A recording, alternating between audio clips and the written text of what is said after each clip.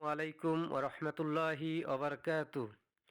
আজকে আপনাদের সামনে কয়েকটি পিতামাতা সম্পর্কে কয়েকটি হাদিস তুলে ধরব ইনশাআল্লাহুল আজিজ।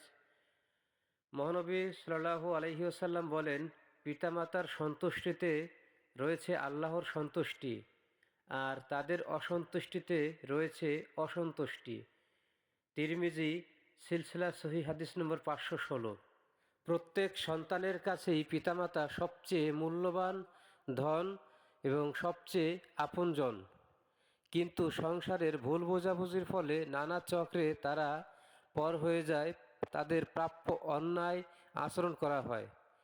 তাই মহান আল্লাহ তাআলা বিশেষভাবে আদেশ করেছেন যে তোমরা আল্লাহ ছাড়া আর কারো উপাসনা করবে না এবং পিতামাতার সাথে সদ্ব্যবহার করবে, নিকটাত্মীয়দের ও পিতৃহীনদের ও মিসকিনদের সঙ্গে সদাচরণ করবে।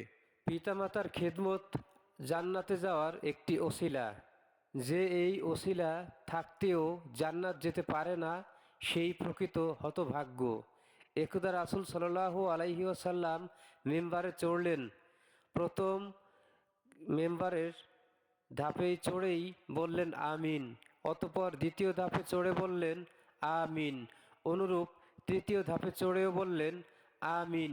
অতঃপর তিনি বললেন, আমার নিকট জিবরিল আলাইহিসসালাম এসেছিলেন।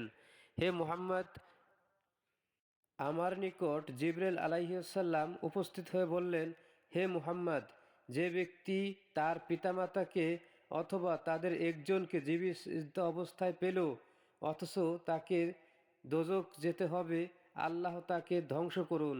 এতে আমি বললাম আমিন। ইবনে হিব্বান সহিহ তারগিব 982 নম্বর হাদিস।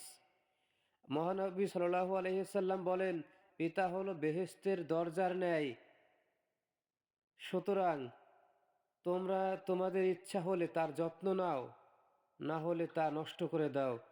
আহমদ, তিরমিজি, ইবনু মাজাহ, ইবনু হিব্বান, হাকিম হাদিসটি পেশ করেছেন। আল্লাহর রাসূল সাল্লাল্লাহু আলাইহি সাল্লাম বলেন, তিনটি দোয়া এমন যা আছে যা কবুল হওয়ার ব্যাপারে কোনো সন্দেহ নেই।